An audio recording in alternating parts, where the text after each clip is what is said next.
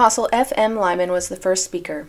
He said it was a great undertaking to be a saint, on account of the unpopularity of the principles that characterized a saint. We could not walk by the light of our neighbor any more than we could be saved by his righteousness. It was necessary that each man live by the light within himself. It was unsafe to depend on any man. On God alone we could lean, to whom we had the right of access and appeal, inasmuch as we trusted in him and kept his commandments. The times we live in were trying but not serious.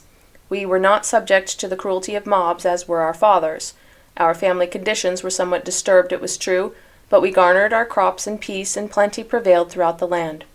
The history of God's people from the beginning attested the afflictions they endured, all of which were permitted in the wisdom of a divine providence. The same might be said with equal propriety of us, if we could only comprehend it. Opposition to the truth tended to strengthen those that represented it.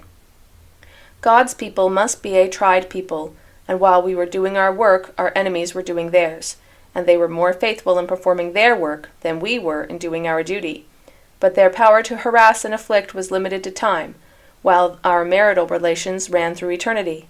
All must die, and what of it, if some should end their days inside prison walls? We could die but once, and then not till the proper time. The speaker admonished the people to keep the commandments as a safeguard against oppression and affliction, and as the only means to escape the power of oppression, for the gospel guaranteed freedom, and was the only law of liberty. Some were ashamed to suffer imprisonment, as though that was evidence of real crime. Such a spirit was of the world, worldly, and akin to the hollowness of the civilization of our age. The speaker spoke of marriage and the sanctity of the marriage covenant. He dwelled also upon the worthiness of men to engage in the marital relations, and said that a man who was not worthy to be the husband of 2 or more pure women was not worthy of a single wife, and should his just deserts be meted out to him, he would be deprived of entering the marriage state at all. Spoke of the duty of parents to set their houses in order, to instruct their children in due season, and guard them against the snares of the world by correctly teaching them. The work of God was being advertised through the opposition that is being met with, and the overruling hand of God was providing good results.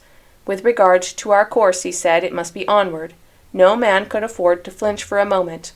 We could bow to none save the God of Israel, and if men have to suffer because they choose to be faithful, their suffering would not be greater than they could bear.